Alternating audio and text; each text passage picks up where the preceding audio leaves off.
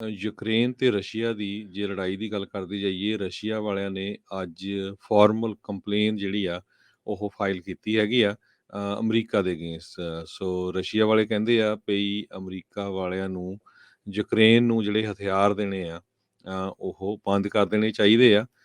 ਨਹੀਂ ਤਾਂ ਅਨਪ੍ਰੈਡਿਕਟੇਬਲ ਕੌਨਸੀਕੁਐਂਸਿਸ ਹੋਣਗੇ, ਵੀ ਅਸੀਂ ਕੋਈ ਨਾ ਕੋਈ ਐਕਸ਼ਨ ਲਵਾਂਗੇ।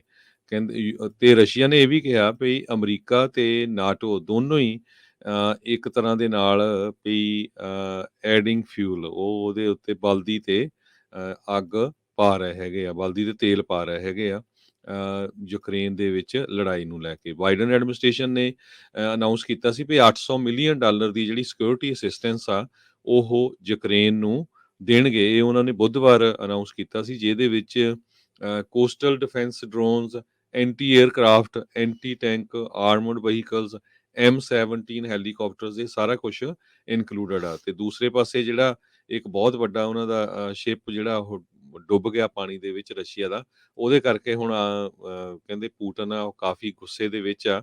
ਤੇ ਹੁਣ ਇੱਕ ਵਾਰੀ ਫੇਰ ਉਹਨਾਂ ਨੇ ਜਿਹੜਾ ਕੀਵ ਮੇਨ ਸ਼ਹਿਰ ਹੈਗਾ, ਜਿਹੜੀ ਉੱਥੇ ਦੀ ਰਾਜਧਾਨੀ ਵੀ ਆ, ਉਹਦੇ ਉੱਤੇ ਫੇਰ ਮਿਜ਼ਾਈਲ ਦੇ ਨਾਲ ਅਟੈਕ ਕਰਨਾ ਸ਼ੁਰੂ ਕਰ ਦਿੱਤਾ ਹੈਗਾ। ਜੀ, ਹੁਣ ਤੱਕ $2.5 ਬਿਲੀਅਨ ਤੋਂ ਵੱਧ ਦੀ ਸਹਾਇਤਾ, ਸਿਕਿਉਰਿਟੀ ਅਸਿਸਟੈਂਸ ਅਮਰੀਕਾ ਯੂਕਰੇਨ ਨੂੰ ਦੇ ਚੁੱਕਾ ਹੈਗਾ ਆ।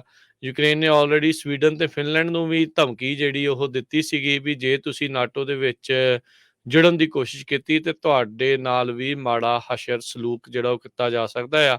ਇੱਥੋਂ ਤੱਕ ਵੀ ਉਹਨਾਂ ਨੇ ਇੱਕ ਵਾਰੀ ਫਿਰ ਨਿਊਕਲੀਅਰ ਵਾਰ ਹੈਡਸ ਦੀ ਗੱਲ ਦੁਬਾਰਾ ਰੂਸ ਨੇ ਜਿਹੜੀ ਉਹ ਕਰ ਦਿੱਤੀ ਸੀ। ਸੋ ਕੱਲ ਮੋਸਕਵਾ ਨਾਂ ਦਾ ਜਿਹੜਾ ਇਹਨਾਂ ਦਾ ਟੌਪ ਲੈਵਲ ਦਾ ਸਮੁੰਦਰੀ ਬੇੜਾ ਆ, ਉਹ ਹਾਦਸਾ ਕਹਿੰਦੇ ਆ ਵੀ ਇਹ ਕਹਿ ਰਹੇ ਆ, ਰੂਸ ਵਾਲੇ ਕਹਿੰਦੇ ਆ ਵੀ ਅੰਦਰ ਅੱਗ ਲੱਗੀ ਤੇ ਪਿਆ ਜਿਹੜਾ ਬਰੂਦ ਸੀਗਾ ਉਹਦੇ ਧਮਾਕੇ ਕਰਕੇ ਇਹ ਡੁੱਬ ਗਿਆ। ਯੂਕਰੇਨ ਵਾਲੇ ਕਹਿ ਰਹੇ ਆ ਵੀ ਨਹੀਂ, ਅਸੀਂ ਜਿਹੜਾ ਇਸ ਨੂੰ ਸੁੱਟਿਆ ਹੈਗਾ ਆ। ਪਰ ਇਹ ਆ ਵੀ ਸ਼ਰਮ ਵਾਲੀ ਬਹੁਤ ਵੱਡੀ ਜਿਹੜੀ ਇਹ ਗੱਲ ਹੋਈ ਆ ਰੂਸ ਵਾਸਤੇ।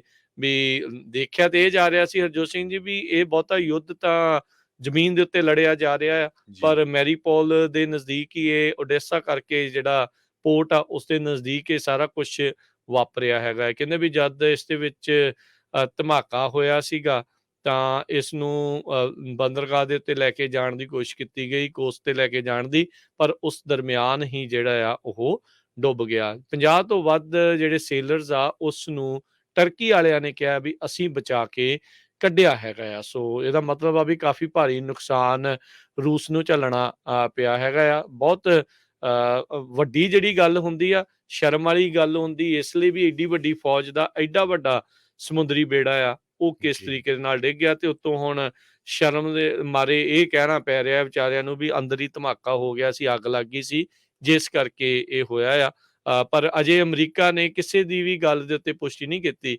ਇਹ ਆਪਣੀ ਫੋਰੈਂਸਿਕ ਜਾਂਚ ਜਿਹੜੀ ਉਹ ਕਰ ਰਹੇ ਆ ਵੀ ਕੀ ਵਾਕਿਆ ਹੀ ਯੂਕਰੇਨ ਦੀ ਮਿਜ਼ਾਈਲ ਦੇ ਨਾਲ ਇਸ ਦੇ ਵਿੱਚ ਧਮਾਕਾ ਹੋਇਆ ਜਾਂ ਇਹਨਾਂ ਦੇ ਅੰਦਰ ਹੀ ਕੋਈ ਖਰਾਬੀ ਜਿਹੜੀ ਉਹ ਪਈ ਆ। ਜੀ। ਪਰ ਇਹ ਵੀ ਯੂਕਰੇਨ ਵਾਲਿਆਂ ਦਾ ਇਸ ਦੇ ਨਾਲ ਮਨੋਬਲ ਜ਼ਰੂਰ ਜਿਹੜਾ ਉਹ ਵੱਧ ਜੀ। ਗਿਆ ਹੋਊਗਾ। ਵਰਲਡ ਵਾਰ 2 ਦੀ ਲੜਾਈ 'ਚ ਅਮਰੀਕਾ ਦਾ ਇੱਕ ਜੰਗੀ ਬੇੜਾ ਏਦਾਂ ਹੀ ਡੁੱਬਿਆ ਸੀ।